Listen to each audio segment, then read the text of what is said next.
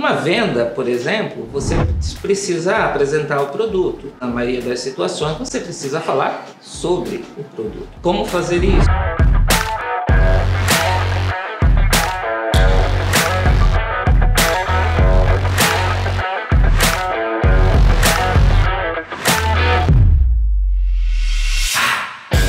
Estamos começando mais um podcast, né? Hoje na presença do Dr. Gabriel Plácido aqui e do Rauan, que é radialista, né? Estuda marketing. Fala aí, Rauan. Com certeza, pessoal. A gente está aqui com o professor Gabriel. Ele vai falar um pouco sobre oratória. Acho que é um tema que hoje em dia está em alta. Acho que todos deveriam saber um pouco mais sobre oratória. Mas antes de tudo, Gabriel, por gentileza, conta um pouquinho da sua história, de onde surgiu essa paixão pela oratória, pela comunicação, né? Para o pessoal conhecer um pouquinho mais do seu trabalho.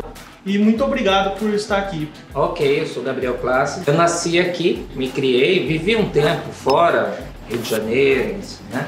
Mas voltei para Cuiabá e comecei a me desenvolver aqui também em Cuiabá. Eu sempre trabalhei em empresas de grande porte e sempre percebi nas pessoas a necessidade e a dificuldade que elas têm nesse sentido da oratória. A oratória é muito mais do que falar, somente falar, porque existem pessoas que falam bem, vocês vão aprender isso no curso que vamos desenvolver aqui com vocês. Tem pessoas que falam bem, mas não necessariamente são oradores. Eu chamo de faladores. São pessoas que precisam entender o que é realmente oratória. Na Grécia, houve duas escolas que se destacaram na oratória: os sofistas e os aristotélicos. Eram duas escolas com pontos de vista diferentes. Os sofistas, eles enxergavam a oratória pela oratória, que o importante é dar show, falar bem. O resto, nem que seja mentira, não tem problema nenhum. O negócio é convencer. Entenderam onde que vamos chegar, né? Com esse raciocínio no nosso Brasil de hoje, né? Os aristotélicos, eles já eram mais, podemos dizer assim, mais cuidadosos.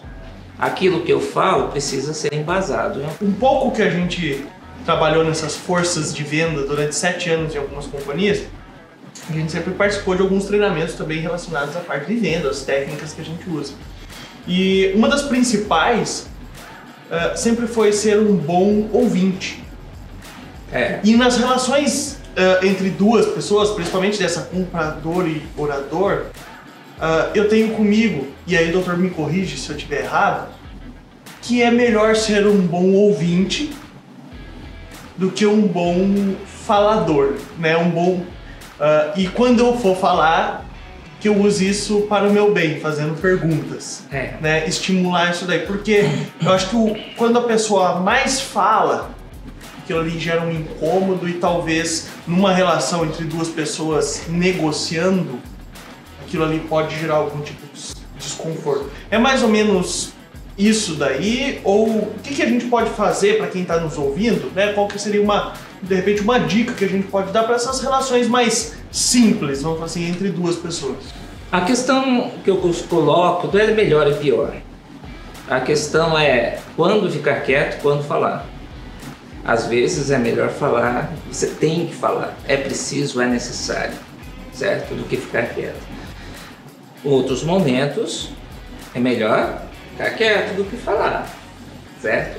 Numa venda, por exemplo, você precisa apresentar o produto. Então, na maioria das vezes, na maioria das situações, você precisa falar sobre o produto. Como fazer isso? É isso que eu trabalho, essa questão. Por exemplo, a questão de conhecer, o próprio vendedor conhecer o produto, né? Se o vendedor vai vender algo e não conhece o produto, embasar. Mas muito mais que conhecer o seu produto, eu coloco um desafio aos vendedores. Ele precisa conhecer muito bem, mas muito bem a concorrência. Então o senhor acha que está tendo uma falta de empatia entre as pessoas? Sim, muita. E de respeito, né? Eu preciso entender o outro. Quando eu falo, eu preciso conhecer o produto concorrente, isso é empatia. Eu preciso entender o produto concorrente para ver como é que eu faço para conversar com o cliente. que provavelmente conhece o produto, já usou o produto. E até uma maneira de você fazer um contorno de objeção. Exatamente. Verdade. Então, nesse caso, colocar os pontos que realmente possam chamar a atenção e fazer a pessoa comprar.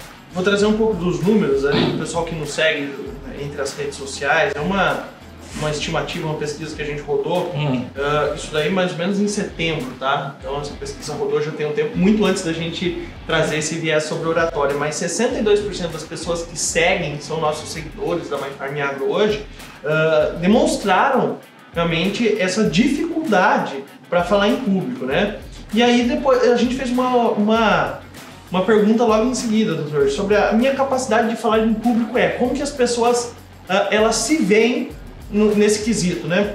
Então a gente tem aí uma esmagadora maioria falando assim, ó, eu falo bem, mas eu quero ser uma melhor versão. Então as pessoas sentem que ela pode ser uma melhor versão. Em contrapartida, eu tenho aqui, não tão esmagadora, mas de maneira expressiva, a pessoa que diz assim, ó, eu detesto falar em público, mas quero aprender. Qual é o ponto em comum? Os dois pontos enxergam a oratória como algo contínuo, né? A gente não pode achar que eu vou fazer um curso, seja ele da MyFarm Agro, seja ele da onde for, e que eu vou sair daqui com um negócio pronto. Há quanto tempo o doutor está dentro do ambiente de oratória? 27 anos. Ele é consistência. É isso que faz edificar, né, um conhecimento sólido sobre a temática. É importante isso. O orador precisa entender que o termo eu sou bom, eu falo bem, é relativo. E também eu preciso me referenciar, né? Por exemplo, alguns se lembram de professores na década de 60, por exemplo, 50, até 70, até não muito tempo atrás, né? Antigamente, os melhores professores falavam e os alunos repetiam. Falavam, os alunos não questionavam nada. O professor, o melhor professor era aquele que falava de forma mais rebuscada possível. Aquele era um bom professor, né? Algumas pessoas dizem assim, mas hoje está melhor do que ontem. A educação de hoje está melhor do que a educação de ontem. Eu costumo dizer que a gente não pode fazer isso. Comparar a educação de ontem com a educação de hoje. Comparar no sentido de melhor ou pior. Precisamos entender isso. É o Simancol, né? Então essa sensibilidade é importante. Então o treinamento para isso, a preparação, o treinamento e isso aí eu ensino no decorrer do curso, óbvio, né? Você descobrir os seus pontos fracos como orador. Trabalhar o ponto fraco ou não gastar vela com o defunto ruim? Vamos lá. Eu dou a seguinte dica. Você vai achar vários pontos fracos. Não vai achar só um. Você vai ter que descobrir o pior deles. E trabalhar só eles. Só esse. Num primeiro momento. Vai chegar um momento no preparação e no treinamento. Vai chegar um momento em que esse pior não é mais o pior. Porque você melhorou. Aí o outro se tornou pior. Aí você trabalha o outro.